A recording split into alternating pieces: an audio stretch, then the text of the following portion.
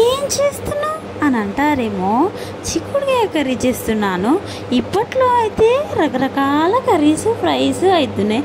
అప్పటి కాలంలో అయితే మన చిన్నప్పటివి ఏదో చారు పప్పులు పలుచు పులుసులు ఎండాకాలం వస్తే, ఇప్పుడైతే ఫ్రైస్ 4 కూరలు ఇలా ఉంటుంది. ఓకే కానీ అమ్ము అసలు ఫస్ట్ ప్రాసెస్ చెప్పు అని అంటారేమో. చెప్తున్నాను. ఓకే, ఫస్ట్గా అయితే కడాయి తీసుకొని అందులో ఆయిల్ వేసుకొని జీలకర్ర ఆవాలు వేసుకొని వేయించుకోవాలి. నెక్స్ట్ ఉల్లి ముక్కలు కూడా వేసి మగ్గనివ్వాలి. నెక్స్ట్ ఉప్పు పసుపు కూడా వేసి ఒక 5 మినిట్స్ మగ్గనివ్వాలి.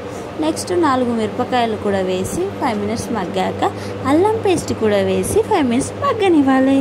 అలా మగ్గినాక చిక్కుడుకాయ ముక్కలు కూడా వేసి ఒక 10 మినిట్స్ మగ్గనివ్వాలి. నెక్స్ట్ మిరపపొడి ఒక చెంచాడు వేసి ఒక 5 మినిట్స్ మగ్గాక టమాటాలు కూడా వేసి ఒక 10 మినిట్స్ మగ్గనివ్వాలి.